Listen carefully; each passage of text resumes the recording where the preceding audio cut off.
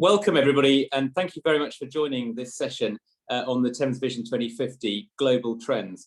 My name's Robin Mortimer. I'm Chief Executive at the Port of London Authority, and I'm delighted that I know there's lots of people online. Obviously we're in this strange format where we can't all see each other, but I can tell you that you're joined by many other people. Lots of people registered, and I'll be able to look in a few moments at how many people are actually online. But thank you very much for spending the time to join today. The purpose of today's event is to set the Thames Vision 2050 work, where we're looking at the future of our great river and estuary in a global context. And you're going to hear from some thinkers, some academics, and those with real expertise looking at some of the big trends facing the world, which will impact on our small part of it here in the southeast of England, and particularly the River Thames.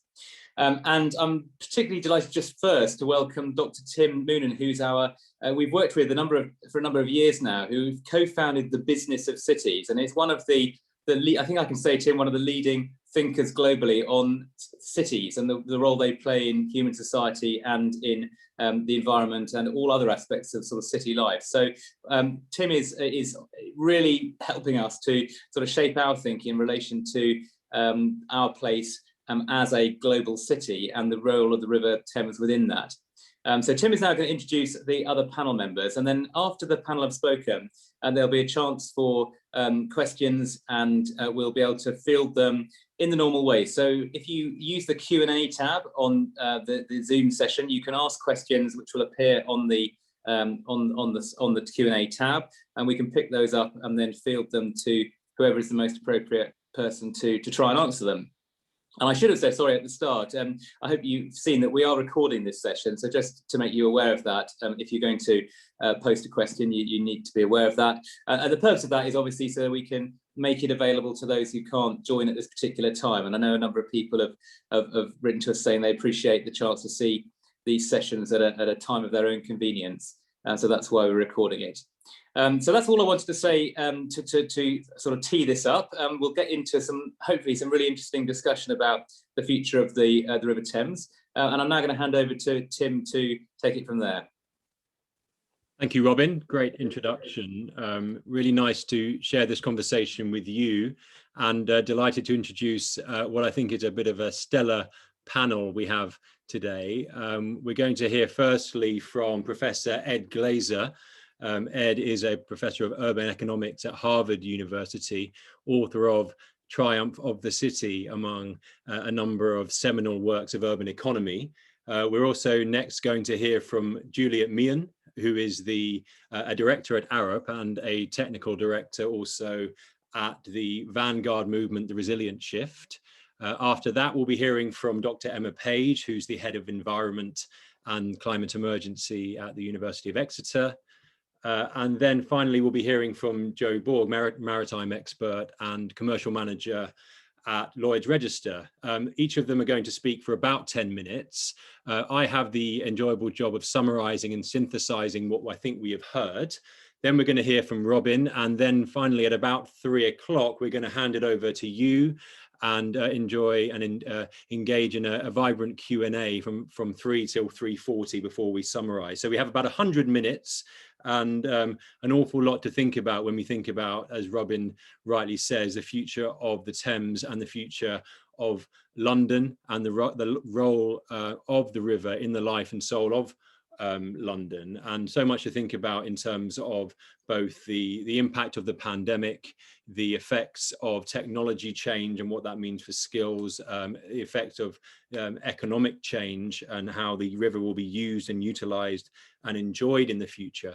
And of course, the role of the river as a driver of sustainability, of resilience, of civic congregation, and much more. So we're going to hear on all of these sorts of themes. We welcome your questions into the chat, that dialogue, and we'll look forward to that as we get into the second half of the session. So without further ado from me, I'm going to ask Theo to launch the presentation from Ed. Ed Glaser is unable to join us in person today, but he has kindly pre-recorded a 10-minute intro discussion to really set the scene from a city's point of view about what the pandemic and the outlook for the Thames really means for him. So over to Ed, and then we'll hear from Juliet.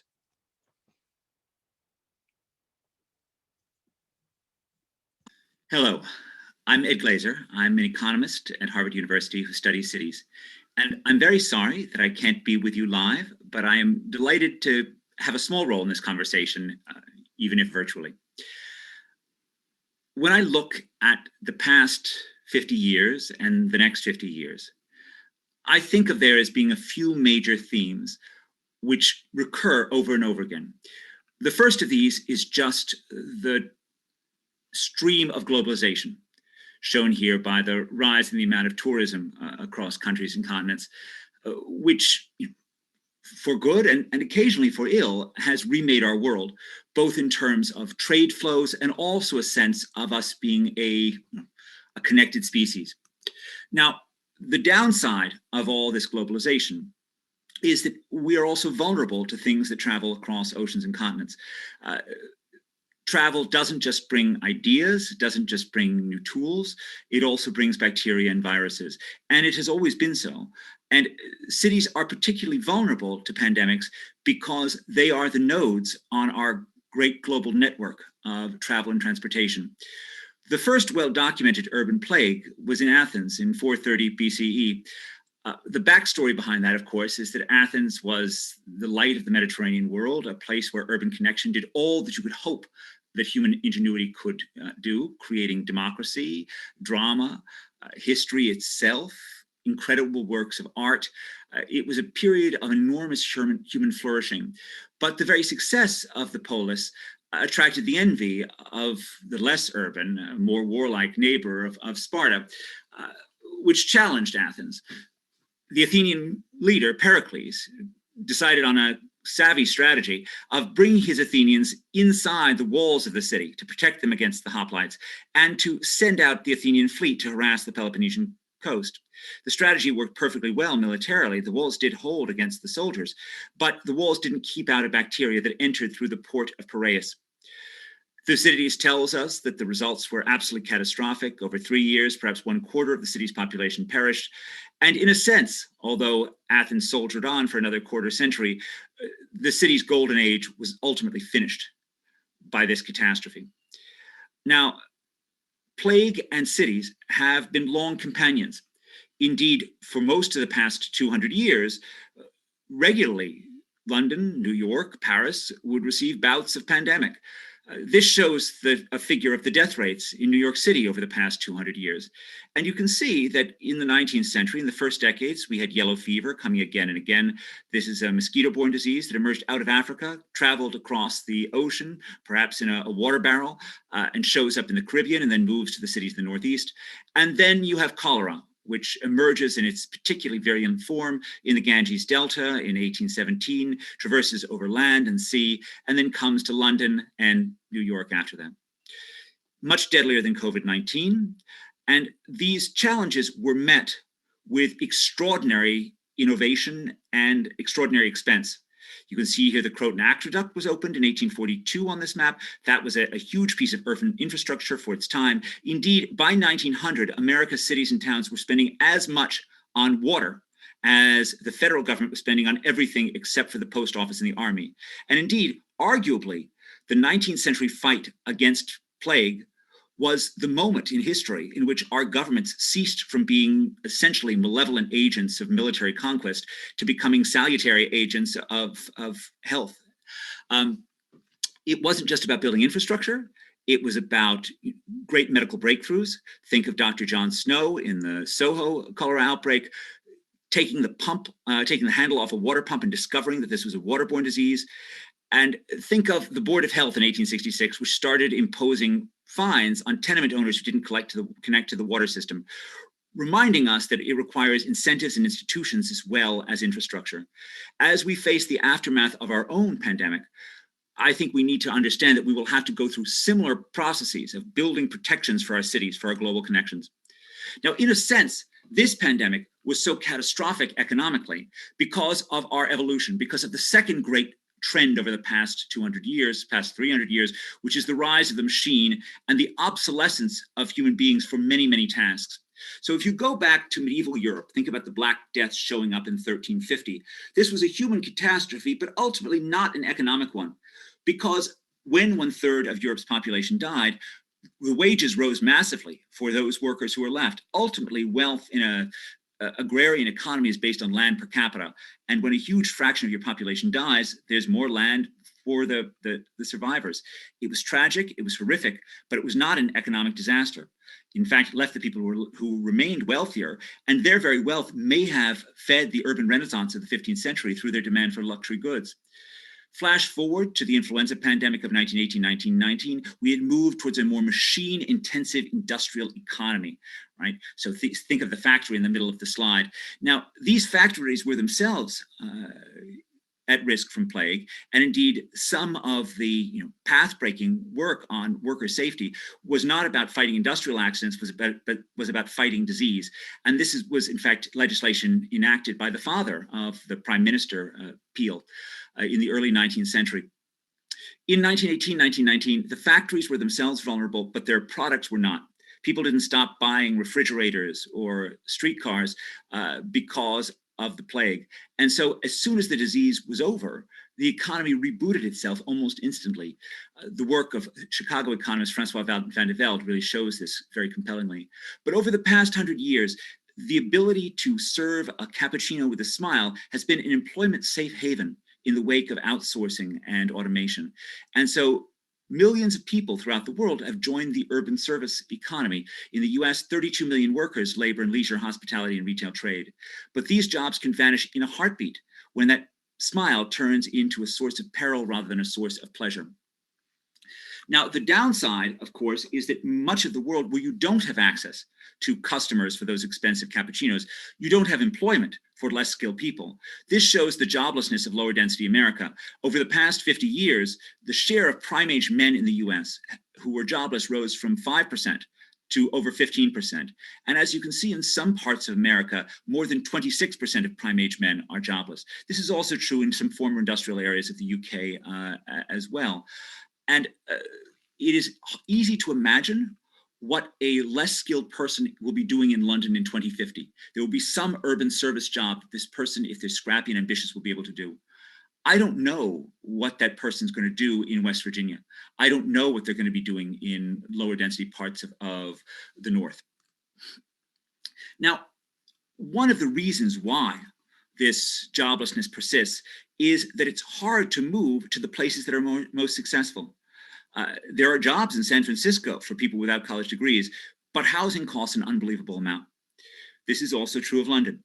London is an unbelievably productive metropolis, but it is also an unbelievably expensive metropolis. The ultimate reason why it's so expensive to live in cities like New York and London and Paris is that we live in a world in which insiders have triumphed over outsiders. And that's my third major global theme. This was a point that was emphasized by Mancur Olson 40 years ago in his book, The Rise and Decline of Nations, where he thought that in any stable society, basically entrenched interests take over. In the case of housing, it's easy to see how this works. You have local residents who don't want the inconvenience of new construction. They certainly don't want the price of their home to go down. And so they fight tooth and nail against any new project. We've allowed this by having rules that say you don't have to accept change. And the price of that has been that cities are too exclusive, they're too expensive, they're not places where people can easily move. A great challenge for London going forward is how to permit the space that brings opportunity.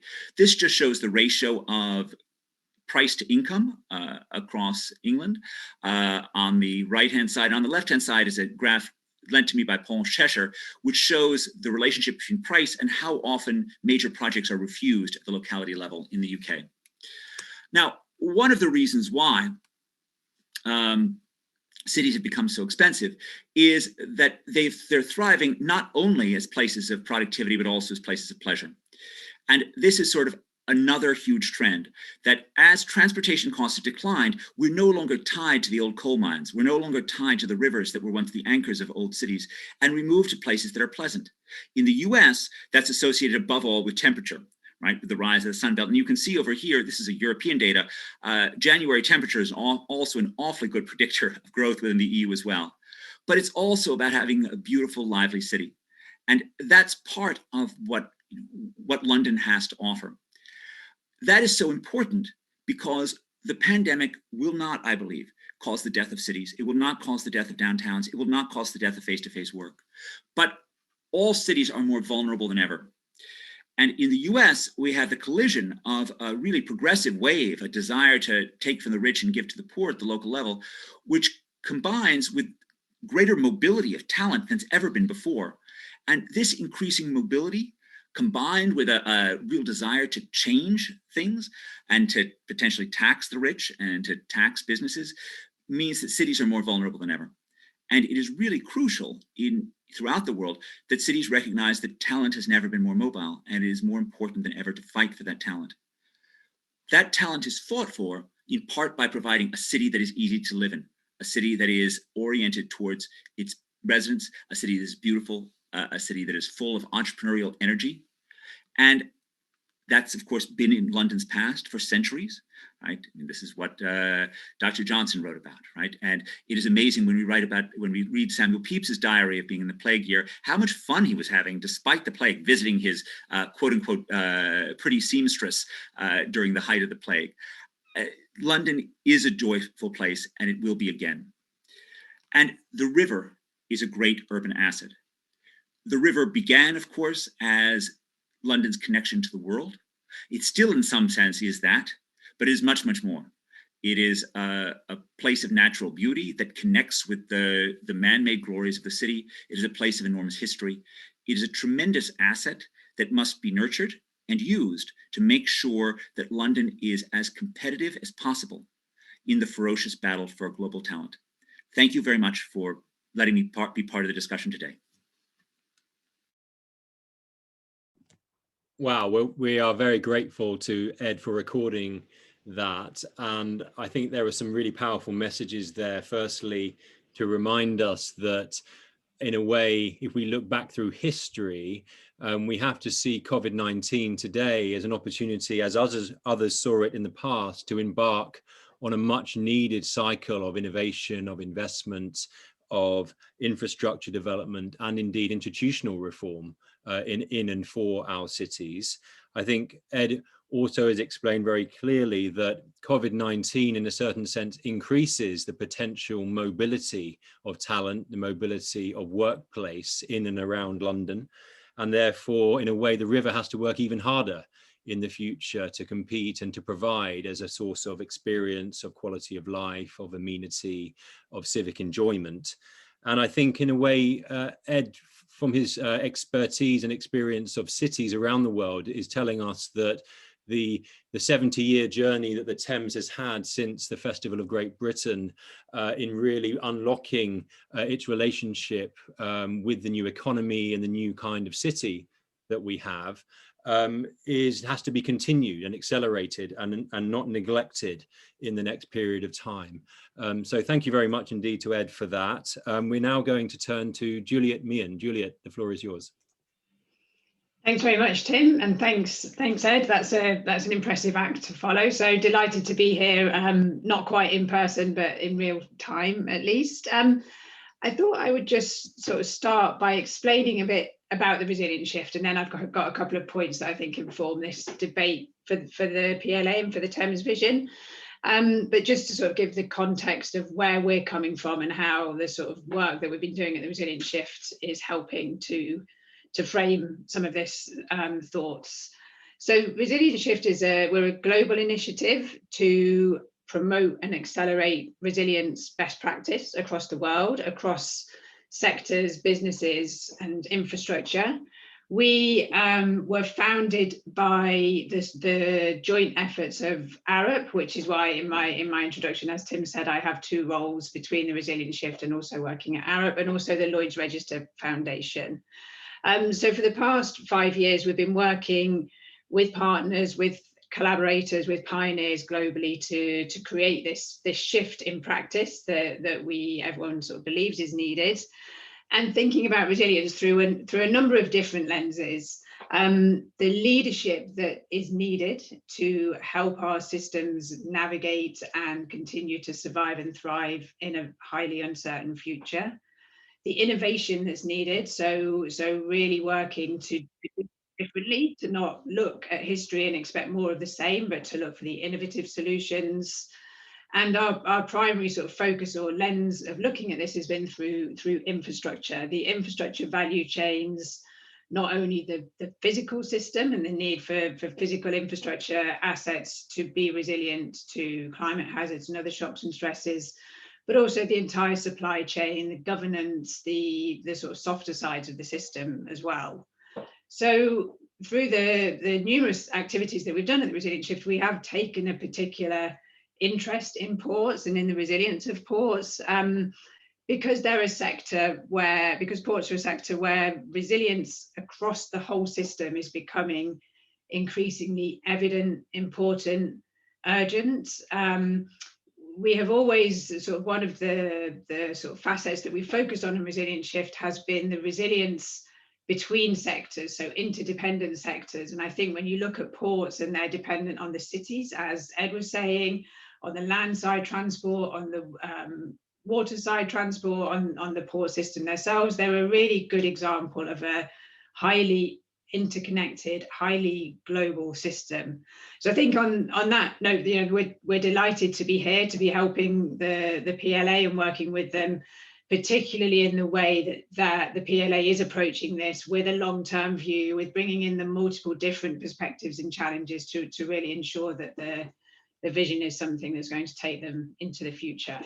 So I'm going to share a few slides just to support the thinking and sort of key points that we're contributing to 2050 Thames Vision. So a number of you, I'm sure, would have seen this you won't see it because I didn't click the share button. Hopefully it's come up now. This cartoon or something similar before. And I think for us working in the space of resilience, the COVID pandemic has provided a huge number of examples of what we're talking about when we say uncertain future, complex systems, difficult to model how things will play out, the significance of globalization and cascading failures. There's been so much in what we've all seen collectively over the past 18 months, but also that we mustn't in any way be complacent. And I think all of those lessons, when we pause and think about it, will be amplified, more intense, much longer period, and much more irreversible when we're facing climate change. So just to sort of set that bigger picture about where we are. Through the work that we've done at the Resilient Shift over the past 5 years, there've been a number of points.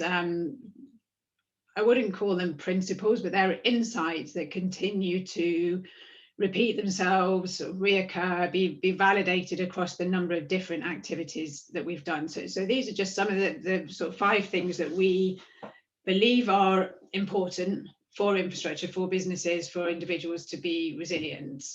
I think the whole systems thinking is something that I've already mentioned in the context of ports. Is really important to look beyond the boundaries of any one part of the system, understand interconnectivity, understand interdependencies, and approach and embrace the challenge at the bigger system.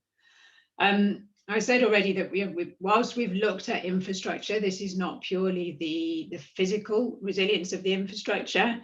And time again, when catastrophes, crises, shocks and stresses happen in real life, it's the fragmented governance, the leadership and response across multiple different stakeholders that causes many of the problems. Managing deep uncertainty, I think, again, reflecting on COVID, where we are now is not where we would have expected to be even 12 months ago when we were in the pandemic. So there is that very real, genuine need to understand that the future is not certain, and there are many different scenarios where we may end up, and decisions that we make now need to enhance resilience, support resilience through all of those. We've also looked at a big change for those of us working in infrastructure and working in engineering practice is we shouldn't be thinking about what an asset or a piece of infrastructure is. We need to think about what it does, the service it's providing to the community, and create a shift from outputs to outcomes. And finally, I think the technology point is super relevant in the space of ports, which is technology has huge potential to enhance resilience through use of data and AI and sensors and smart monitoring and smart infrastructure, but also a potential to create new unexpected vulnerabilities. So one of the things we try and weave into our work at the Resilience Shift is technology that enhances without compromising resilience in different ways. And just to pull up a couple of sort of examples, I think, to illustrate those points further.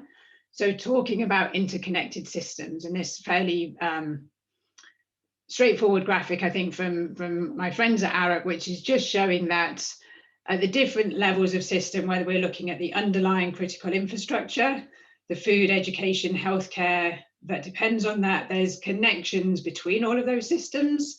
Increasingly now, the connection between transport and energy, for example, or between energy and water supply, they're very closely coupled. And then at the next layer up, we need all of the critical infrastructures to support healthcare, to support food, to support education.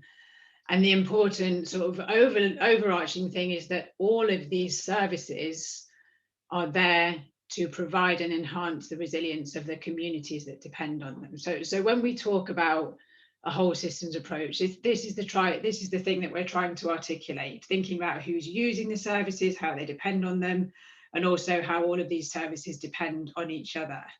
And then, of course, in the context of climate change particularly, climate change is disrupting not one part, but every part of the system. And it's doing that in two important and very closely connected ways. One, through the physical impact of the changing climate, something that we're seeing already across many parts of the world and we'll see increasingly into the future. Both the acute sudden events and the chronic stresses, such as longer, hotter, drier summers, are impacting every part of the system that we're talking about here. But also the other part of climate, which is the climate mitigation, how we remove carbon from our activities and how we collectively across all parts of the system work towards net zero. So both of those things are happening at the same time to every element of the system, and the PLA, as an example, is firmly in the center of all of this. And the other point I wanted to make, I think this links really well actually to what Ed was saying about learning from the past. It was making me think of a quote which I think is Mark Twain, which is that history doesn't repeat itself, but it rhymes. So there's so much that we can learn from what has happened in the past. So one of the case studies that we looked at, which was very interesting from the Resilience Shift, was Cape Town's Day Zero event. And when I talked about fragmented governance and a whole system approach to things, in Cape Town, when they were approaching the point of having Day Zero, was when the taps would be turned off because the reservoirs were running dry and the water levels were that low. All of these individuals in the picture here all had their own story to tell and their own sort of lessons and experience of that. And we supported an activity to extract all of these stories, which told a really strong, rich picture about the bigger system, about how everyone within that ecosystem of Cape Town was dependent on each other and the decisions that were made. And it sort of supports the mantra that no one comes out of this alone. And we talked about COVID, and again, there's been huge lessons, not about the physical impacts, because that was something we learned a lot about resilience from COVID because there was no physical impacts, but about the leadership, the response of leaders, the response of communities in the face of COVID. And I think just to finish, the quote here, which I'm not going to try and say in Maori, but we did some work at also looking at the city of Christchurch in New Zealand. And I think the proverb that says, what is the most important thing in the world? It's the people, it's the people, it's the people, is a very good mantra to remember about why we're doing everything that we're doing in the context of resilience. So thank you, Tim, that's me. Wonderful, thank you very much, Juliet. That was fascinating. You really made the case and explained in a powerful set of frameworks in what ways the port of London and the River of London is, in a certain sense, an integrator. It provides a set of integrating functions for infrastructure, for governance and for people. And the task, I think you're in a way setting us all, is how can we and all the organizations we represent start to take on board these principles and apply them to how we work, not only within our organization and our silo, but across them. How do we start to elucidate some of that interdependence? How do we start to really create and demonstrate how things can work together and pilot in interesting ways, and I guess embed some of this long-term thinking that you're encouraging and observing in the work you're doing around the world. So really powerful call to arms there, and look forward to questions that may come from the audience when we hit 3 o'clock about exactly how that might manifest, or how that might really appear and occur for those who have very short-term imperatives as well as longer-term ones. I do encourage everyone who is on the session, and I can see a number of participants, those of course in the shipping operator space, different levels of government in the UK. We've got those who are representatives of companies, small and large. We've got stakeholders and concerned citizens on the river, and we've got international audiences as well on this conversation. So we do welcome all of your questions and perspectives shared into the Q&A so that the panelists can react to them, and do direct the questions to individuals where you have specific questions that you're looking to have answered. I'm now going to turn to Dr. Emma Page, if I may. Emma, as I mentioned, is leading very much on the question of the environment and the climate emergency that we all face at the University of Exeter and far beyond. So Emma, it's over to you. Thanks, Tim. Hi, everybody. It'd be great to join your discussion today, and hopefully some of the information that I'm going to share with you will resonate as some of the good points that Juliet and others have made. So, as I say, my name is Emma Page. I work at the University of Exeter, and I'm looking at the environment climate emergency, helping them deliver their carbon net zero targets, but also an agenda for environmental net gain. Let me share a few slides with you. Hopefully you can see them on screen now.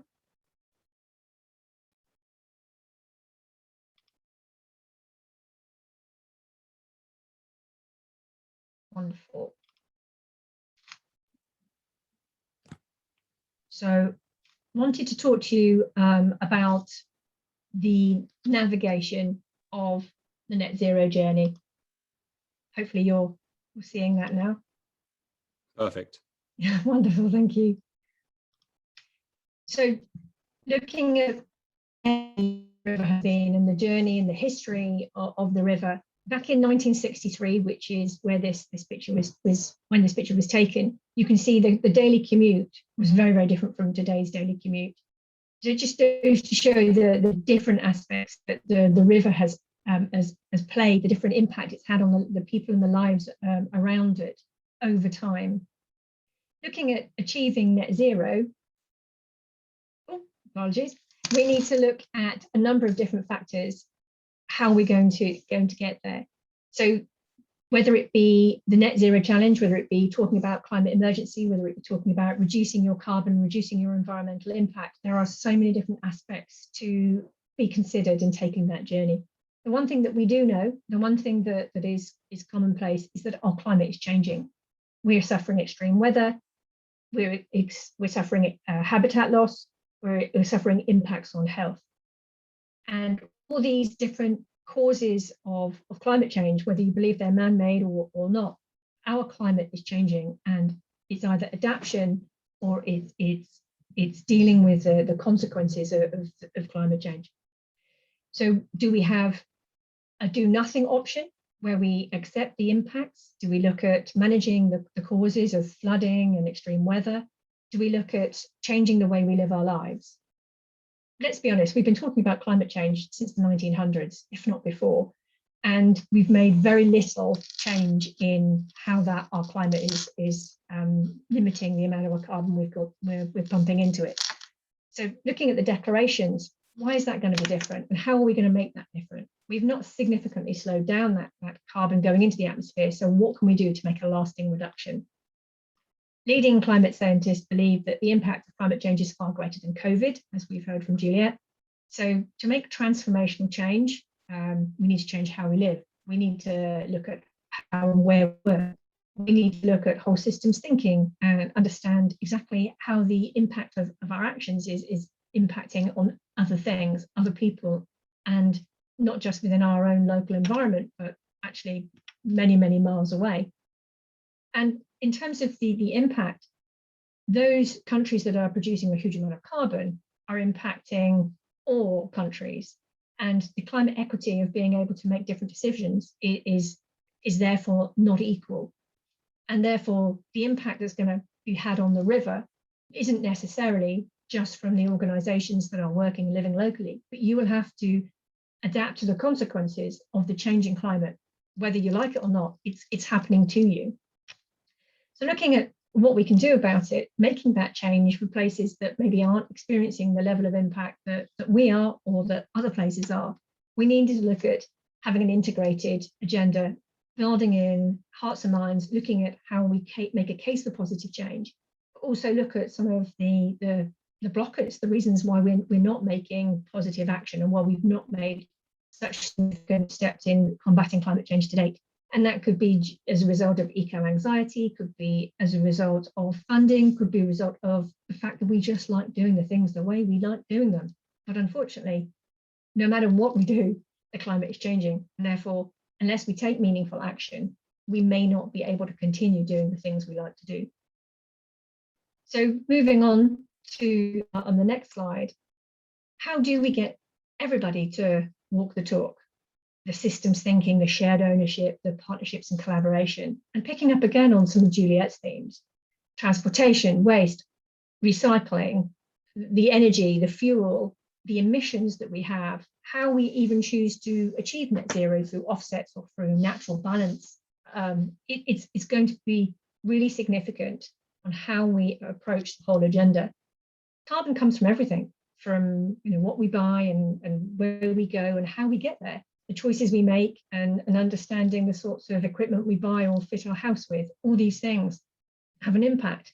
So to build a low carbon economy, it takes all of us actually to make that happen. So if everything is connected and there is a balance to be had in our ecosystem, what role do we play as humans? What role do we play to actually make it easy, to make it really understandable and to start pulling those levers that create change? We need to adopt that systems thinking. We need to look at not just the consequences, but also the benefits of different decisions that we can make, and to understand how we can bring other people together to do that with us means that we'll get there an awful lot faster. We know that there's huge public opinion. We know that governments are talking about it. We had G7 down in Cornwall very recently. Very big item on the agenda. We need that commonality. We need that common agenda to make that change, to make a difference. So adapting to change and making a difference will require making difficult choices. It actually will also look at changing what we specify as the right thing or the thing that we need when we buy. Mandating in companies or having regulations set for us in terms of what we can and cannot buy restricts and limits choice. Is that the right option? How do we look at raising awareness? How do we bring these issues to the fore? And when we're talking about a vision, when we're talking about the Thames, when we're talking about the businesses and the people who live there, this isn't impacting on their lives. This isn't going to just change how they do things day to day. It's going to change every part of what they do, because the consequence is that it will happen to them anyway. So we need to try to find a positive solution on finding out what that answer is, what that solution is. Transformation change can be daunting, but the risks outweigh the gains. So why aren't we acting now? We've been talking about it long enough. Well, probably because making those difficult choices comes with a need to discuss and to consult. The the desire, the need to be able to ensure that everyone's voice is heard and that we can actually do this together. So to change things, we need to own it. We need to build that story together. And it can not just be difficult and challenging, and it can also be, I suppose, there's obstacles there, there's the history, there's the culture, and there's the way that we've always done it. And that can be really challenging for organisations, but it can also be a blocker in that it may be restricted by regulation, it might be restricted by the boundaries that we have within the scope of what we feel we can impact. So the question is, how can we realistically change within our own lives, within our relationships with our stakeholders and our suppliers, and will that be enough? Emma, many thanks indeed for that. Is your presentation over? Got a few more slides. I was just struggling with my IT technology there. Apologies. That's fine. Sorry, keep going. In terms of taking the meaningful action, you've seen the demonstration on the streets. You've seen the sit-ins. You've seen the walks. You've seen Greta. You've seen David Attenborough. You've seen enough to that happen. The materiality of it all is that it's now very much recognised for every part of our organisation, our culture, every part of our society, and the influence that our students are having, the influence that our young people are having, the influence that every walk of life is now having, is starting to really build pressure for that urgency, that feeling of being able to enact change. So timing is everything. It's making small steps might actually just result in a lot of small steps. It is actually time to make some really big step changes. So we can't deliver this in an isolated way. We can't deliver this without systemic change. So we need to focus on the materiality of what is going to deliver and drive the biggest bang for our buck. What can we change in terms of the largest area of the way our society works, the way in which we do business? And we need to be able to make it a viable option so that we find the mechanism to be able to positively select the choices we need to make. The impact of climate change is not equal. We've talked about that. In terms of the responses to climate change is also not equal, but it's about what we can do and what the Thames can do to be able to be resilient, to build sustainable businesses, and to create cleaner air quality, cleaner water quality, diversity in the activities around the Thames and the shoreline, to be able to engage and build education and awareness, to be able to build opportunities through that new generation, I suppose, of ways of working and ways of living, and actually make it a profitable and viable and also attractive and tourist attractive area. So the call to action is definitely with us. Building partnerships, building collaboration, but also focusing on the people aspect, bringing it to life so that we can engage a positive outcome rather than continuing that sense of fear or that sense of doom. When we talk about dispersed delivery, we're also talking about engaging everybody in the part that they can play, however they can play it, whenever they can play it. And we start to move those huge, great hurdles of what we need to do bit by bit, not by understanding small actions, but by looking at the bigger picture and seeing how they connect and finding out what those levers are. In so doing, I believe we will build a community that's not just conscious, but also a future for our future, if you like. Thank you. Emma, that was excellent. Thank you very much indeed. I think through the occasionally patchy connection, we certainly got a number of messages very loud and clear about the roles and responsibilities we all have.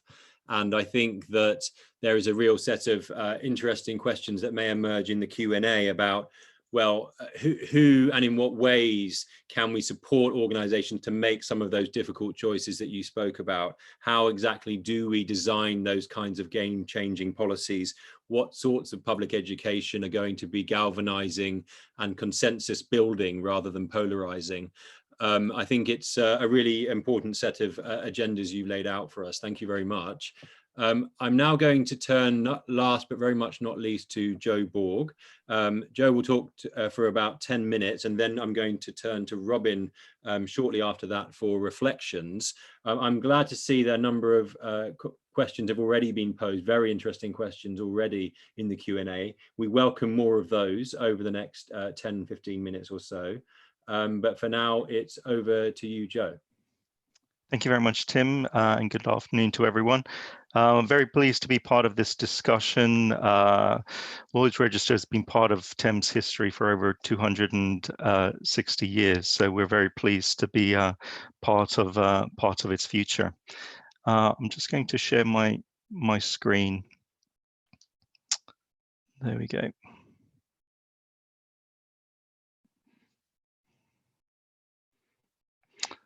Okay. So in terms of visioning, in terms of the visioning of what we would expect from a technological point of view, I've selected a couple of the themes which I think will be key for us and will be part of the future for sure. So the first main theme is autonomous shipping. The expectation will be that in the future, most, if not all, vessels will feature aspects of autonomous technology as the standard. And so what comes with this is an understanding of a different skill set that will be required as part of the global workforce, but also different aspects and considerations from a safety perspective. And just to be clear, autonomous does not mean an unmanned vessels. There's many aspects in relation to autonomous shipping that we can employ. A second aspect which was mentioned as part of one of the other discussions is the impact that artificial intelligence and machine learning will have in terms of assisting us in within the decision-making process of the supporting systems for a lot of the port operations, albeit from the security side to optimized logistics as well.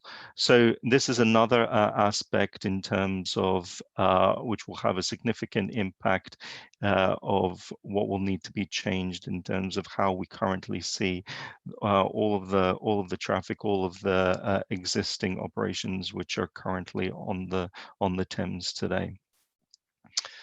A third key aspect, which has been mentioned also from Emma's perspective, is the emergence of low emission port vessels.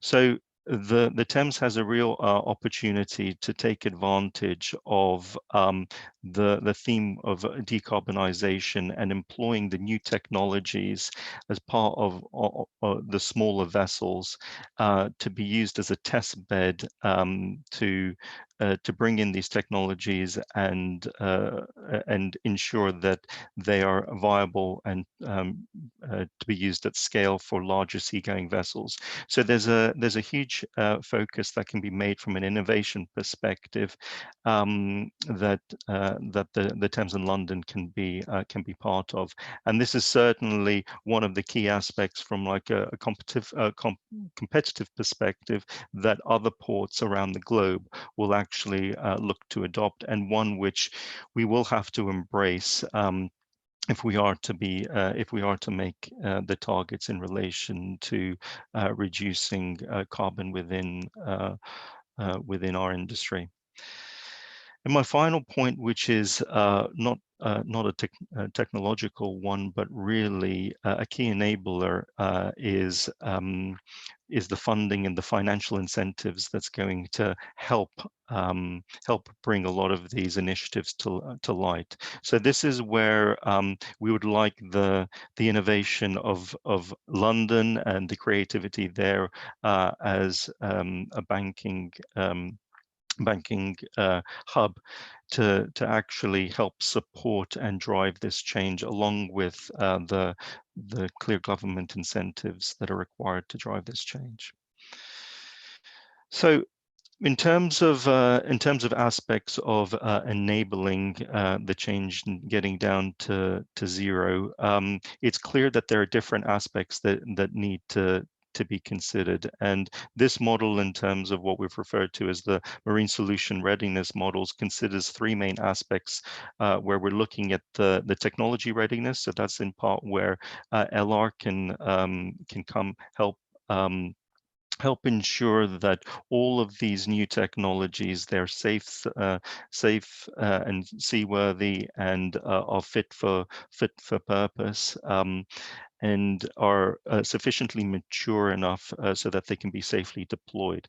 That in association with the investment readiness allows us to be looking at helping owners and other investment agencies know when's the right time to be making the decision and help supplement the business case for that investment.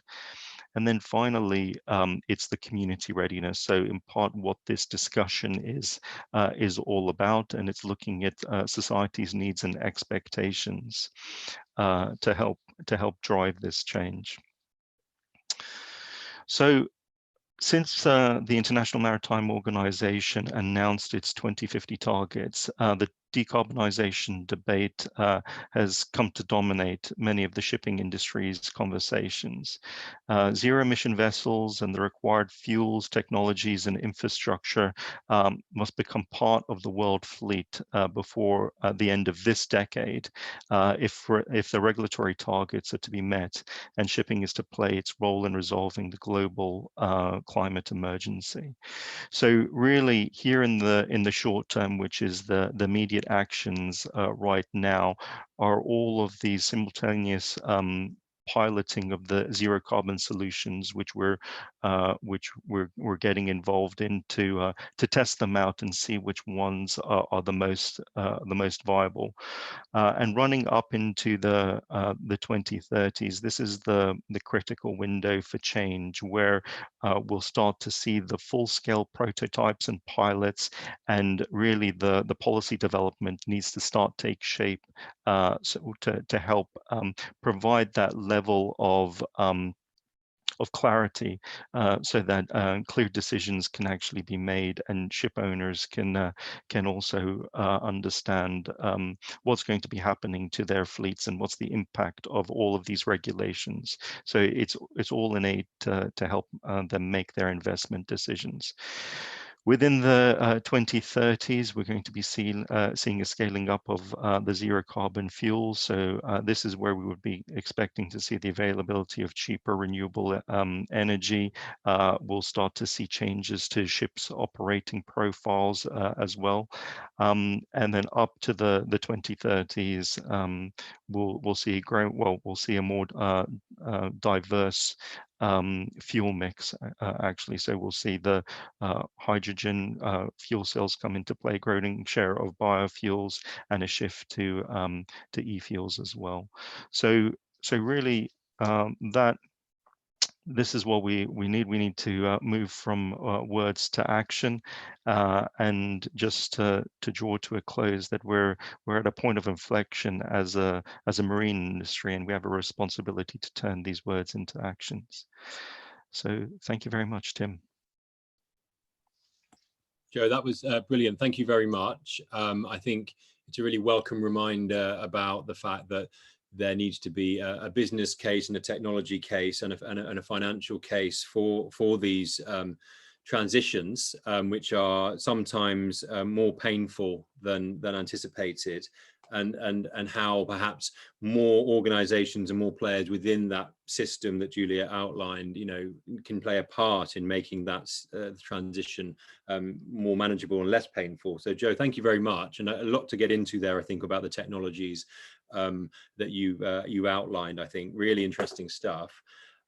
Without further ado, I'd like to, in a moment, turn over to Robin Mortimer, Chief Executive of the PLA.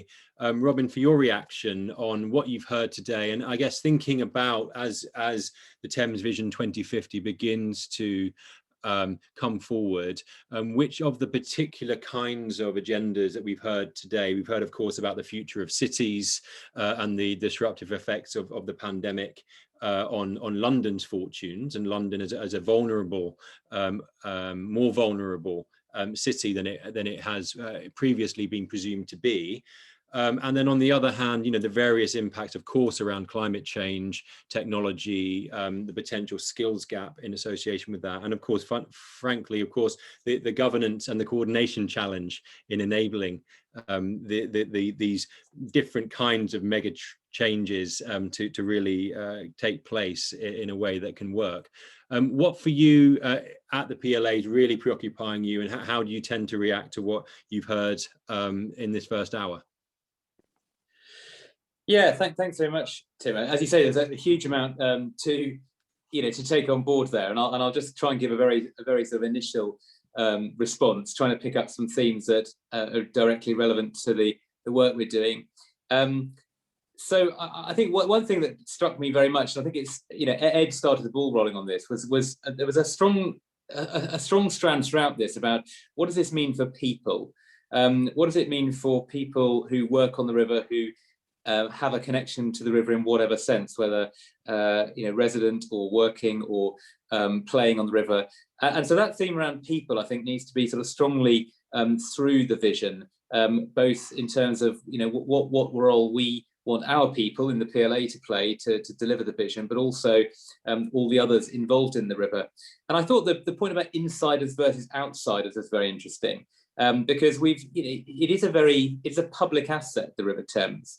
And I think part of the point of the Thames Vision in the first version was to look at how we can make the river available to the widest range of people, to sort of do our small part in breaking down that huge trend towards those who have sort of got a stake in the system continuing to benefit, while those who haven't are falling further behind. So we want one of the themes of the vision to be very much about accessibility and availability for opportunity, and I suppose more particularly on people, the skilled workers message, that actually there's going to be a high demand for skilled workers, and we need to make sure we've got the right offer for people to come and work on the river.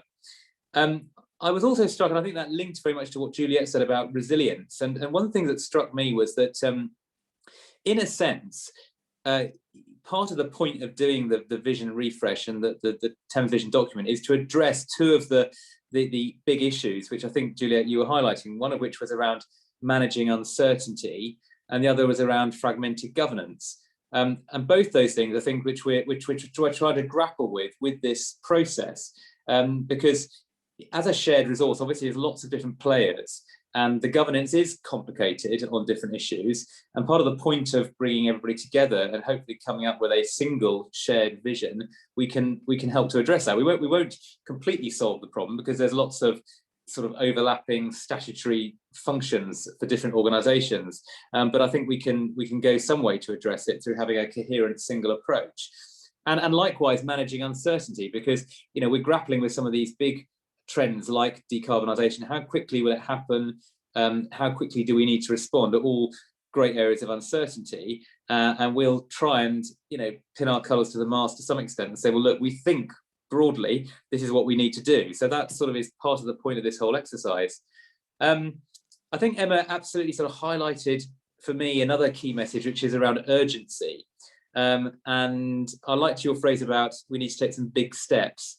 The time for sort of thinking about it in relation to decarbonisation and climate change adaptation, well, it's passed a long time ago, but it's well and truly passed. We need action, and we need some big steps. And I would say, PLA in its own small way is trying to take some big steps in committing to a net zero goal, which we hope we will deliver at least 2/3 of the emission reduction within the next 3 years.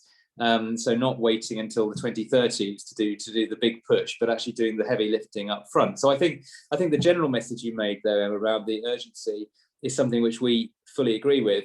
And I think Joe, also brought that out in terms of talking about the 2020s being the critical window for change. And that's now, right? So, so when we talk about 2050 and a Thames Vision 2050, I think it absolutely is worthwhile setting our goals on that endpoint. But we then do have to sort of bring it back to, well, what does that mean for action in the next 3 years, the next 5 years, the next 9 years, up to the 2030s, so that we're not, just producing a load of words. We are using the words to drive some action. So those are some of my sort of initial reactions, but just really picking up the themes from the speakers. But I know we've got already some interesting questions which sort of delve into some of this in more detail. So I'll leave it there for now if I can.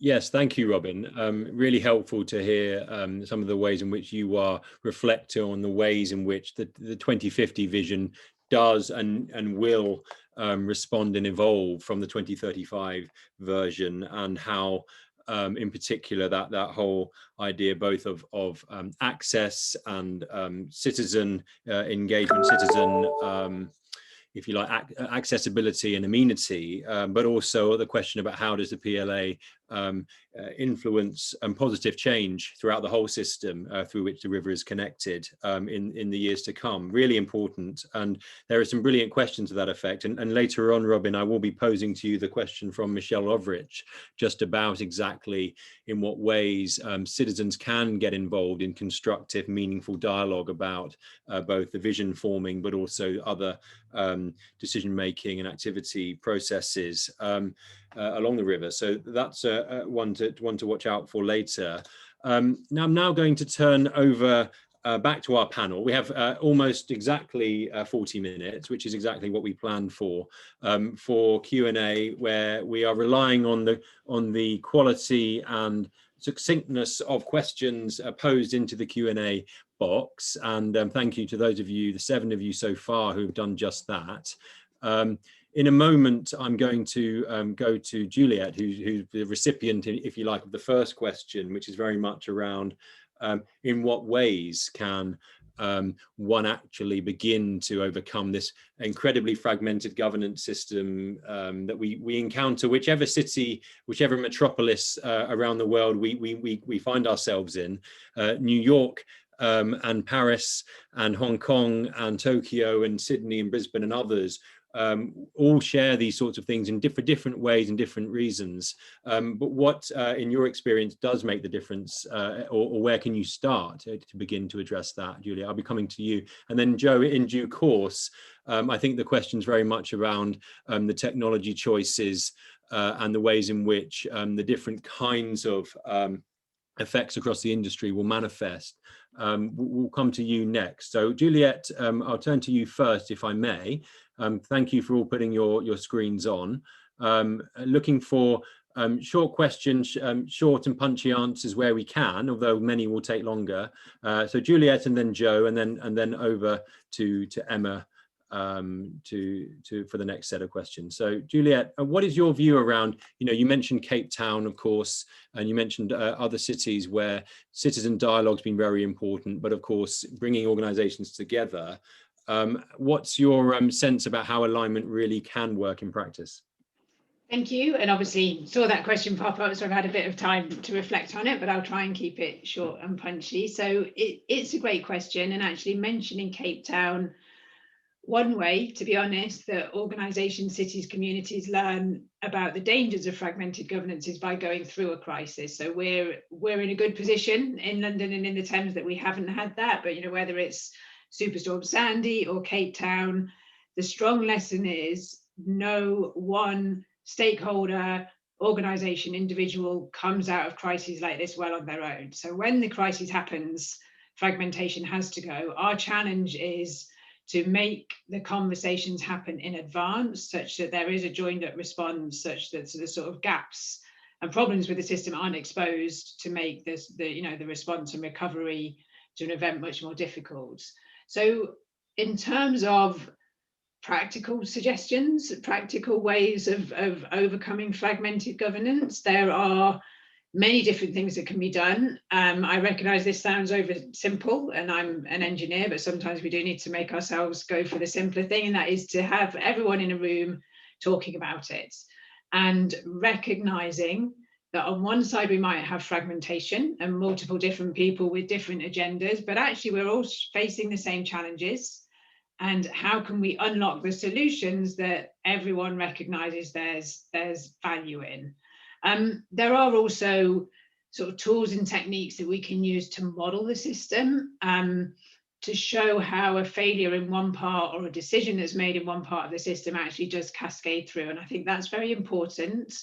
Anything that anyone does within the complex system of the Thames and the PLA does have impacts elsewhere, but the caution is that these are only models. And I think, again, from what we've learned coming through COVID, models are invaluable, but they do keep having to be changed and refreshed and updated. And there's many parts of the model, such as the role of people and communities and what they'll do to step in this event, that can't be modeled. But anything that can show in a slightly more sort of data-informed way, if you do this, if you make this change in your system, it's going to cascade through and have all these other impacts, I think are really valuable. But if I was going to sort of recommend one thing, it's people in a room together, not looking for the differences, but looking for the sort of shared positive outcomes to the challenges that climate change does, is not going to single any individuals out. It's going to affect every part of what we're doing. Thank you, Juliet. I think you're imploring us in a way to think that we all need to demonstrate appetite to accelerate the rate of exchange through which we participate in these shared dialogues, such as the one we're in today, but those in all of our different networks. We need to show that we're willing to participate and to speed up the rate through which we do that, and be open-minded about where it will take us. And then, of course, the role of data as a driver of internal change and wider public engagement too, very important. Thank you.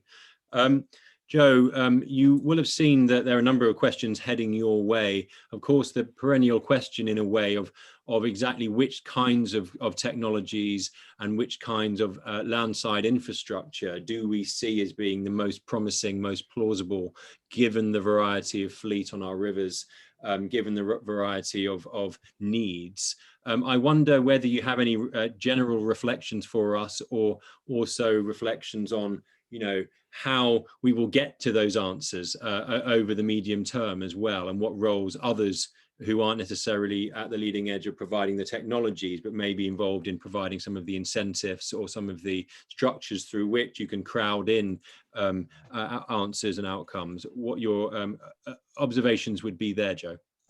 Sure. I think first and foremost, like on the Thames, like you said, there's a huge diverse fleet.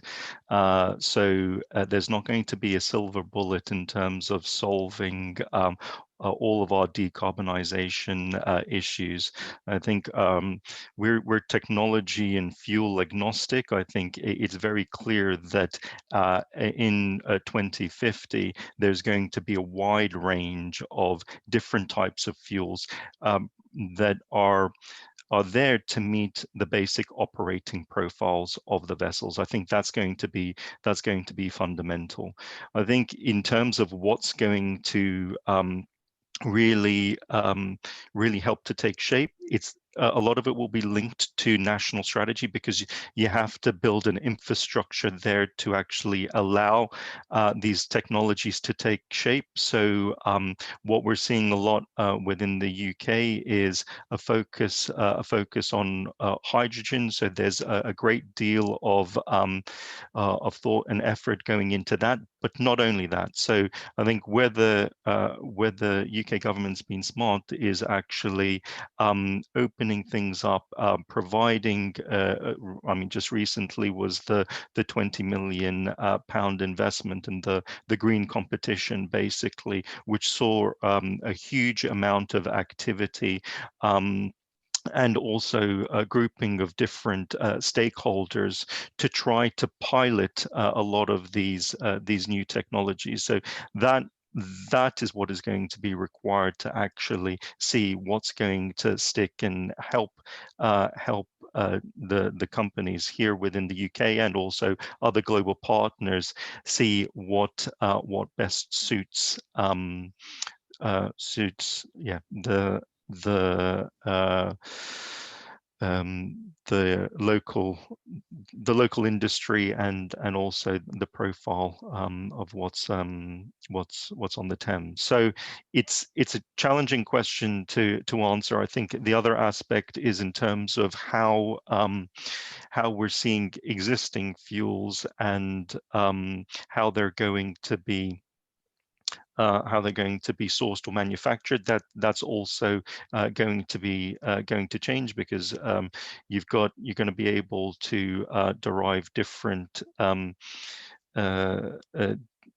like in the case of LNG, you're going to be able to source it and have eLNG, same with ammonia. So how it's actually going to be sourced and manufactured can reduce your global carbon footprint. So there are other aspects like that, but clearly, yeah, hydrogen will be I expect to be a key feature in the future. And with regards to, I think, green onshore power, I think that's going to naturally become more dominant, just as it becomes more prevalent within the UK.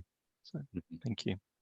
Joe, thank you. And thank you to all the panelists so far for, in a way, thinking on your feet about these very challenging and complex questions and complex answers. I think this is an extremely helpful set of remarks so far from all concerned.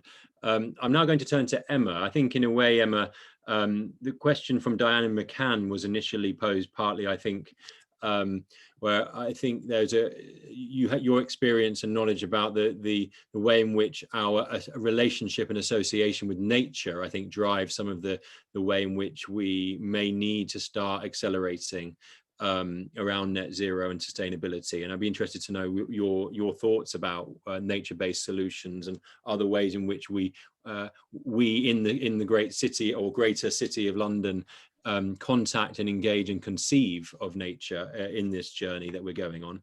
And then, of course, you will have seen this second question about the impact of COVID. And of course, you know, the sense in which people have spent more time at home, have been able to see and sense the world around them in a different kind of way, and what that may mean over the medium and longer term in terms of appetite, both local and political, for wider change. What are your thoughts there, Emma? It's very interesting. Some of the thoughts that we have about carbon, actually we need to take it in the round. It's not just carbon, it's also biodiversity, it's also waste management, it's also water management, it's also the quality of our health, our water, and all our habitats. So in terms of, you know, looking at a carbon net zero agenda, we need to look at it in slightly broader terms.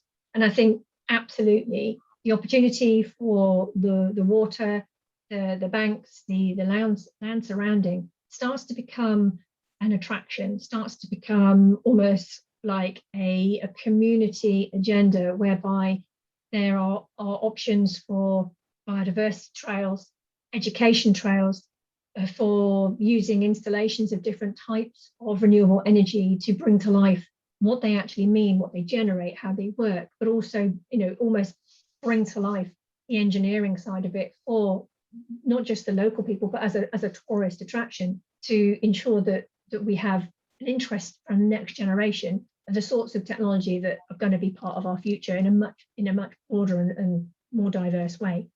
So there's absolutely space for not just charitable organisations, scouts, local charities, but also for organisations and companies to own parts of the riverbank in terms of activity type, in terms of education type, in terms of bringing to life the sorts of investment that will bring carbon negative or sequestration activities, the biodiversity, the planting of plants and trees that will help not just create a nice space to be around, but also to absorb carbon and actually have a positive and beneficial outcome to those people who live and work locally as well. And I think there's, you know, we take it one step further. It then becomes not just a space for local people, but actually a place to be proud of, a place where it becomes in its own right a tourist attraction, not just for the work that's going on in there and the leisure activities on the river, but also the beneficial opportunities that you have at every pace along that river. And that could be themed in terms of different types of technology, different types of biodiversity or habitats, and actually starts to build a really rich infrastructure, which becomes in its own right a bit like Eden project for the Thames, whereby you've got that different opportunity to engage just different thinking about how we use the land.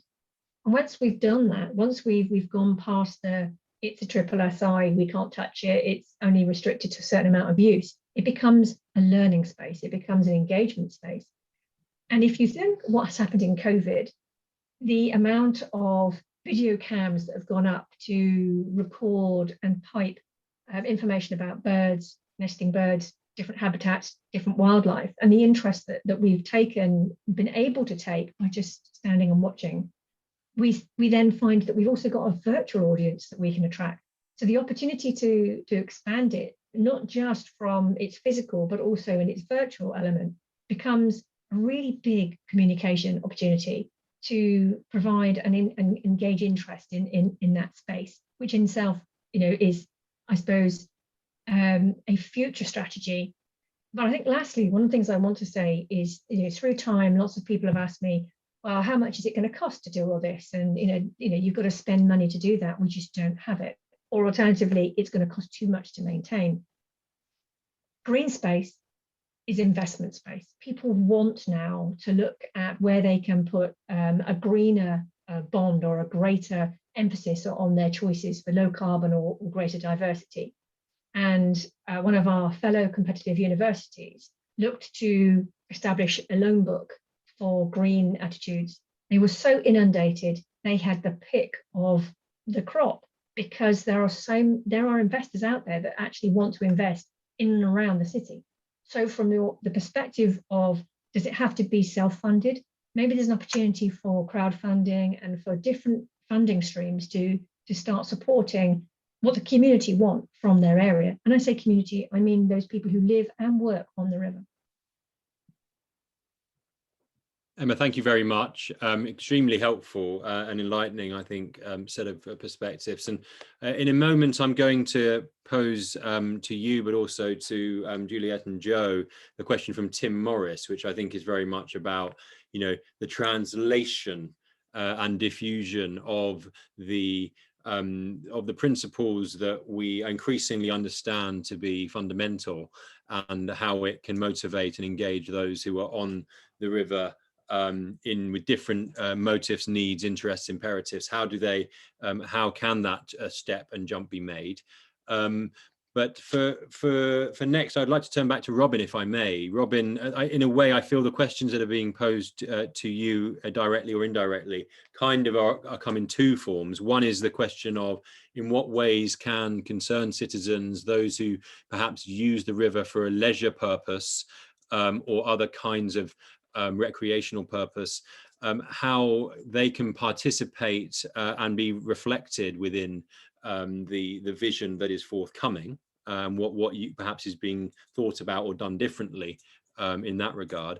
And then secondly, I think the question of the PLA and how the PLA can use its both convening power, but also its agenda setting power, its demonstrator power to set some of the wheels in motion, both from a governance or coordination point of view, but also a change in terms of sustainability and standard setting on that front.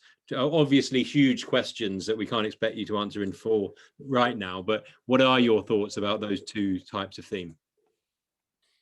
Yeah, thanks very much, Tim. I saw Michelle's question around, our relationship with the PLA as an organisation, our relationship with the residents on the river, I guess residents beside and living actually on the water. And I guess that relates to the sort of wider question of how do people get involved. I mean, I think we do give a lot of time and thought actually to how we engage with diverse communities. So obviously we've got a kind of very commercial role focusing on providing services in what is now the biggest UK port, but we also have we're very unusual, I think, in a trust port, in the sense of having 95 miles of tidal river, which goes through a huge population centre, and therefore we engage with lots and lots of communities, and I'm sure we can do more and better on it, but we do give it quite a lot of thought and attention. Obviously, we have our sort of public meetings. We have lots of sort of forums in which we talk to different communities, whether it's recreational, houseboats, and others. And the reason we do that is because we do want that to influence the way that we provide our services. You know, is a sort of genuine attempt at getting kind of customer feedback. And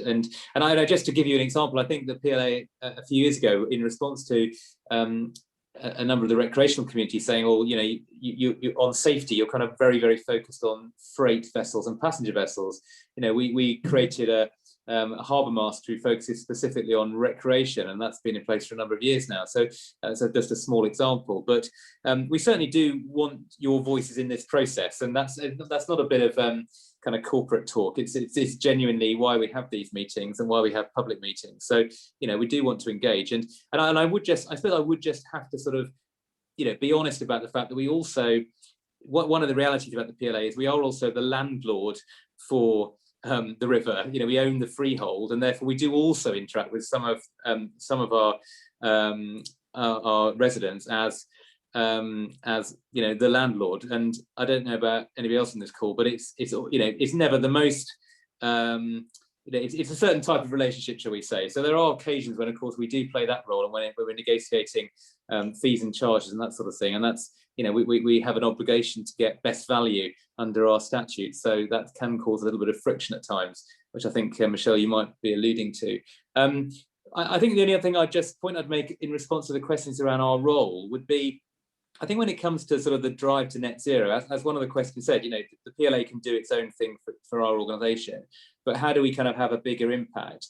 And I think we've got a number of sort of levers we can pull. One is that we can provide some incentives, and we've got a green tariff which incentivises more environmentally sustainable vessels coming into port. And if lots of ports do that globally, as they now do, that will affect shipping investment decisions. We're looking at, you know, that concept in relation to inland vessels, or it's quite complicated. It's not like the road where you can have a sort of single set of standards like the Euro standards for HGVs, but we are sort of looking at that. We can pull people together, we can convene. And I think one of the questions was from Tim Morris, who runs the UK Major Ports Group, which is, you know, obviously one of the organisations which we, you know, work as part of to try and have an impact on government decisions. You know, we can lobby for what we want. And I think when it comes to some of the new and emerging technologies like hydrogen, that is absolutely what we need to do, because there is a risk sharing required. We as the PLA are not going to realistically be solely driving forward hydrogen in inland vessels in the UK, because there is a lot of risk because there's so much uncertainty. So we need to be sort of pooling those efforts nationally in order to invest in the future technologies. So sorry, there was quite a few questions there and quite a few answers, but I hope that covers some of the ground. Yeah, it does, Robin. Thank you very much indeed. In a moment, I'm just going to take moderator's prerogative and try and offer some remarks to the most recent questions. I'm glad to say that we are more than halfway to the target of what I've observed as the most number of questions in a PLA webinar I've attended, which is 23. So I'm glad to see that we're well on our way to that regard. More in our aim to get there, a welcome. In the question about you know, the changes to cities, of course, every city that our team, our organisation works with around the world is confronting almost synchronized questions about you know, what kinds of change are we experiencing, whether we're in North America or Asia or Europe or here in London. And I guess there is, you know, on the one hand, Ed, I think, really explained very powerfully that some of the dialogue around the world and in the UK about the impact on cities is a little bit exaggerated or short term, to the extent that it implies that the future economy is going to disaggregate away from cities and towards smaller locations, perhaps rural areas altogether. And that, you know, the power of agglomeration, which has been observed for 200 years, if not 2000 years, is somehow permanently sort of it's permanently disabled by the power of what we have seen in the COVID effect. And I think we have to, on the one hand, recognize that cities will return to providing key nodes for knowledge sharing, for economic development, for industries and people and decision making to really come together.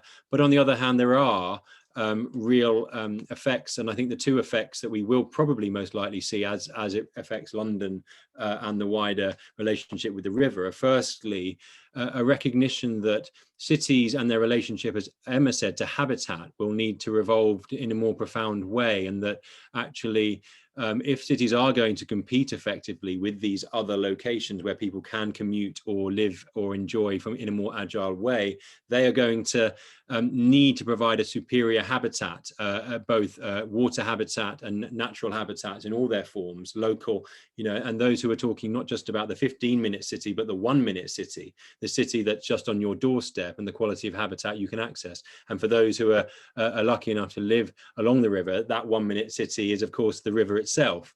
And therefore, how does the river really deepen its relationship with nature, provide a superior environment for recreation, enjoyment, and for engagement and for cultural experience and other things? That will grow. And the other big effect, I think, will be around innovation. Cities will in general, I think, become less associated with the corporate economy, less associated or at least dominated by the visitor economy, and more influenced by the innovation economy, the rise of technology, the role that cities play as venues for collaboration, the venues for people to discover things together, apply technologies together in a new way. That will grow. We're already seeing those effects in terms of real estate demand in our middle of our cities and beyond. And so I think that brings the question about in what ways the river can play that environment that inspires innovation to occur, both in terms of being the physical spaces and environments along the river that people are attracted to, not just in certain parts of the river, but all along the river. And secondly, how actually the river itself can be a site of more activity, more demonstration, more innovation, more testing and piloting. And those, I think, are two imperatives that all cities will face, and the rivers within them will need to respond to. So that's my response to that question. And now that will be it from me from that regard. And I'd like to turn back over now to Juliet, who we haven't heard from for a little while. Juliet, you may want to pick any question, but I think we want to come back to the question that Tim Morris has posed to us right at the start about how we put in place the incentives and the measures that motivate individuals and the businesses they work for to make these kind of transitions. What do you think? You mentioned, of course, bringing people together in a room. Do you anticipate other kinds of roles played, whether it's nationally or regionally, to incentivize that kind of change as well? It would be lovely if bringing people together in the room was all that was needed, right, to get the checkbooks open. So yeah, I'm happy to pick up Tim's question. I did just want to, while I've got the floor, thank you, Diana, for another beautiful Maori quote that supports what we're saying. And I think it's not coincidence, the wisdom of the indigenous cultures that sometimes we forget to think about. And I think that's a really important point. And the nature-based solutions, which in a way does start to this, respond to this, what can we do and how much it costs. You're absolutely right, Diana, that nature-based solutions are the sweet spot of carbon sequestration, co-benefits for the community and for society, and enhancing the resilience to climate change. On the other side of that picture, and I think, Tim, hopefully this starts to answer your question, the counterfactual where we don't do anything because the finances don't stack up is not free. It's a missing part of the debate, but we can either continue to get sort of battered, harmed by climate shocks and stresses. That costs us money. We can, every time that happens, continue to build our walls higher, which puts more carbon in the atmosphere and creates the sort of opposite of a virtuous circle. Or we can accept that collective action towards the positive future will cost money, but when we're taking, and again, the value of the PLA looking out to 2050 helps that work. One of our problems, certainly working in infrastructure, is if people are making decisions based on capex based on 4-year political cycles, it's very hard to make the financial case then. If we are able to project out longer, then and really think hard about that, what if we don't do anything? What doing nothing might be cheaper this year and next year. It's not going to be cheaper going out to 2050. So those solutions, again, where there are multiple benefits for multiple different parts of the community. I think Robin made the interesting point about risk sharing, which is that none of this should sit on one single stakeholder or one single part of the system. And what Emma was saying about the co-benefits for the community, the advantages of a future clean, green, nature-based Thames. You know, there are new organisations, new stakeholders, new partners involved in that, where suddenly we're all collectively seeing, well, almost why wouldn't everyone go to this future? This is the one that we can see looking positive. Yes, absolutely. Tim, if I could jump in there just to, I mean, Tim's question is exactly right, because it is difficult to see the financial viability like it doesn't stack up at the moment. The maritime world is international. I think one of the key things that is actually going to drive this change, I would say, is policy. So there has to be an element of people having to compete on a level playing field, where that if they don't make investments, then their existing commercial operability is just not going to stack up. So there is going to have to be that huge push for them to make that step, because right now, given there is a lot of uncertainty with these new fuels and this new technology, then people who are those first movers are taking on all of the risk and are exposing themselves to well, if they're publicly listed, then they're exposing themselves to potential losses, unless it's part of those companies' business strategies where there is the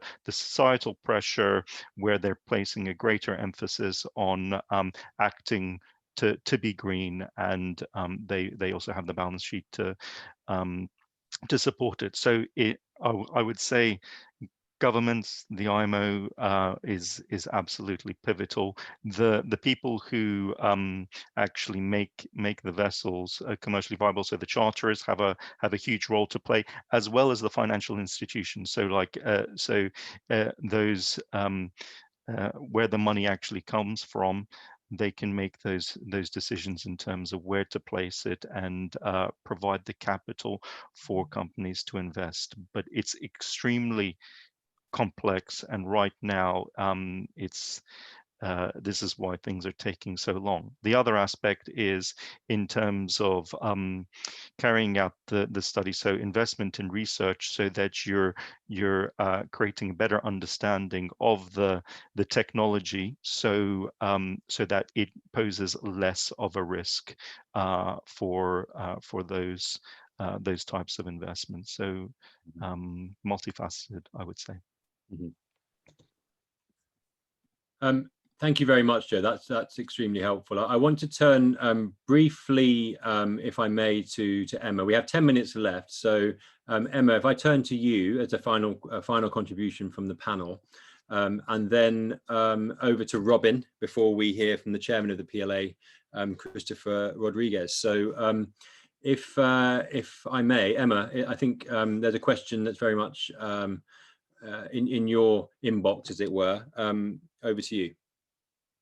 Thanks, Tim, and thanks, Dido. Great question. System change is hard. It is one of the biggest challenges, because we need to all have a consensus to be able to move forward for these things. One of the things I probably would say is that deaccelerating growth is probably not what I'm talking about. I'm talking about growth in new ways, in ways that actually embraces our environment, what we're trying to achieve in terms of a low carbon economy at the heart of what we're doing. So we're building around a low carbon agenda, a net gain agenda, so that our environment is enhanced, our growth is continuing in a way that builds the positivity out of it. So from the point of view of going smaller, that's probably not what I'm saying. One, because it's not going to happen. We all want to grow, businesses want to make more money, and we have too much, I suppose, in terms of a vested interest in society to be able to shrink in the way that we would need to be able to create that carbon reduction. But to actually change the way we think and the way we do things, that system change can happen. And some of the ways in which the technology is coming out, there's dissolvable water bottles now that actually, if they do hit the ocean, rather than being made of plastic, they're made of other products that will actually dissolve and have zero impact on our oceans and on our water systems. There's technology emerging whereby we can enhance and we can eradicate plastics, or the single-use plastics. We can enhance the way in which we operate and do things, and we can invest in those sorts of technologies to actually build a cleaner, greener future. So you think about the electric car moving, to power stations that are renewably sourced. You are then taking a lot of the emissions out of the cars. We're taking then the emissions away from the high street and away from the curbside. And we're actually enhancing the health of our communities just by doing that. If we can do the same thing with the technology and the fuels, with the river and around the river, we can do the same thing. If we can do the same thing in terms of what we make our products from, how we source that materials, how we look at how we can build a natural or a nature-based response in terms of a positive outcome for it, what we build is a more resilient and a better future. So I think picking up on what Joe and Juliet have said, talking about how we build resilience into what we do, talking about how we future-proof our operations, is about growth and actually not reducing and being smaller, but enhancing and building better, which sounds incredibly cliched because it sounds a bit like what we talked about in Boris's Build Back Better plans. But fundamentally, there's a lot of really good science, a lot of really good stuff that's coming out, a lot of good technology that actually is UK-based. It's actually coming from our own community. It's coming from our startup organizations. It's coming from our students. It's coming from our next generation. Our opportunity is to embrace it and to stop this "we've always done it this way" attitude. Emma, thank you for those very powerful and stirring words, and I think optimistic words, as we say thank you to you and the rest of the panel for those really stimulating introductory statements, as it were, but also then responses to a whole panoply of questions, which I think really indicate the appetite that is latent within the wider stakeholder community for change. So thank you very much. I'm going to pass very briefly to Robin, just for reflections finally on the other remaining questions that have come your way, and then a final word about, from your point of view, where the PLA is heading, where the vision is heading, and then over to Christopher for final remarks. So Robin, thank you. Yeah, thanks Tim. I kind of feel I had to pick up the final question from Dido there, and I sort of feel we need one of our in-person drop-in sessions at Putney to be able to have a sort of proper debate about global capitalism so I'm not going to try and answer that in big terms, but I think what I would say, and I guess it sort of echoes what Emma said, which is, I do think that often it isn't a trade-off. And if I just take a very, very small example, the PLA has chosen to purchase the UK's first hybrid pilot cutter, so electric diesel hybrid cutter, which is 80% lower emission, and we're switching to sustainable biofuel, which costs more than normal diesel. And both those things, which are steps they're not long-term solutions, they're not the full solution, but they're both steps forward, and they both require a profitable organization to be able to afford to make those changes. If you're not profitable, you would take the least cost option. And so I sometimes think that these things aren't a binary choice, but I'm sorry you don't have a right to reply to that, Dido, and we can debate it again. But I just three things I'll pick up, actually, and there are one or two questions I think we might have to come back on, which we haven't sort of fully been able to answer. But I think the three kind of key messages I'm hearing, and then I'll pass over to Christopher, which is, one, please engage us, and we hear that message, and we will try to do that and do more of it. Don't ignore sort of other river users, the non-economic users of the river. And again, message received, and I hope we're not going to do that. Think about the PLA's role and how we can influence more broadly, not just within our own organisation. And action now, please, is another one of the sort of key messages I've heard just from the panel, but also from many of the questions. So that was my sort of big takeaway messages from today. Thanks, Tim. Thank you, Robin. It's been a pleasure to moderate this panel, and without any further ado, we're really grateful for so many of you staying on for now an hour and 40. We're just going to pass to Christopher Rodrigues, Chairman of the PLA. Christopher, you will, I'm sure, enjoyed many of the questions and the dialogue that we've had today. What are your overriding thoughts? Well, let me try and take this at 3 points. The Thames, coastal waters, and the broader oceans, which is, as you will see, are fundamentally interconnected.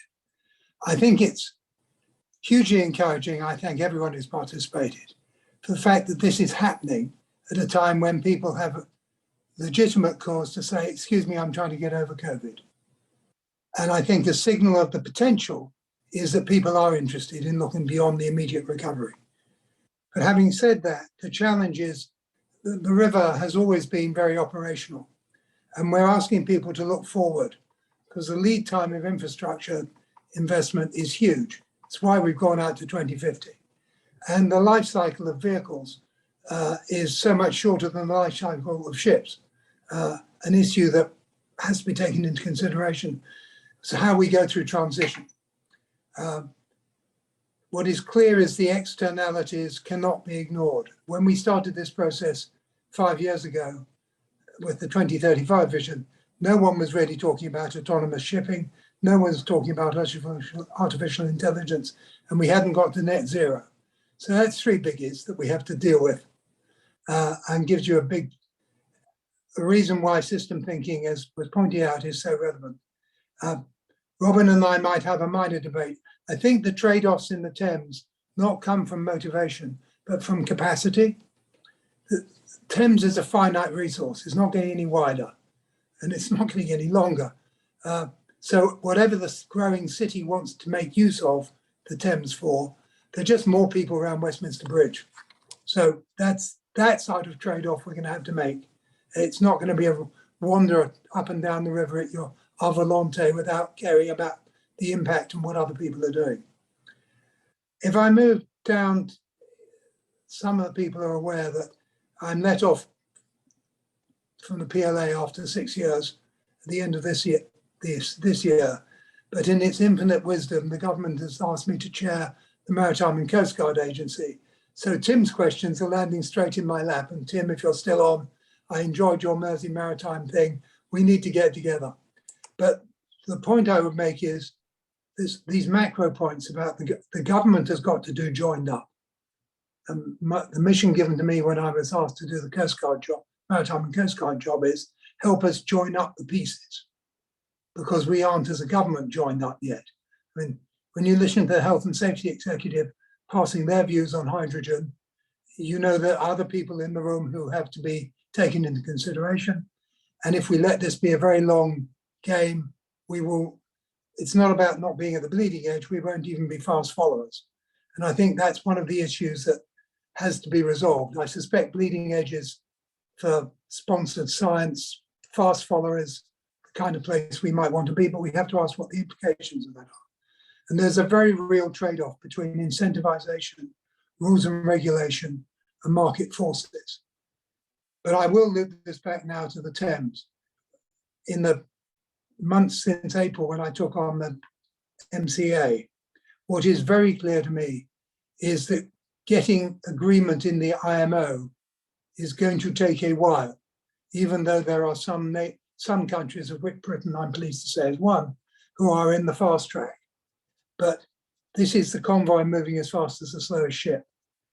What that means practically is that inland rivers, ports in Britain can be in the vanguard, developing and testing some of these new ideas, providing we have the right combination of greenhouse risk sharing, market forces, incentivization. So there is a real role, not just for the sake of the Thames, but for what the Thames can do for the future of British maritime, along with the other great port cities and rivers. So I think this is not going away as a set of issues. And I'm finished by saying that I hope people, if they came to this committed, I hope they feel that there's another partner who's committed, which is the PLA, which about 2.5 years ago realized that green PLA was not sufficient. As custodians of the tidal Thames, we had a job to do in bringing people together and causing more collaboration. And we're committed to that. But at the end of the day, this is about individuals and individuals deciding they want to be part of the solution.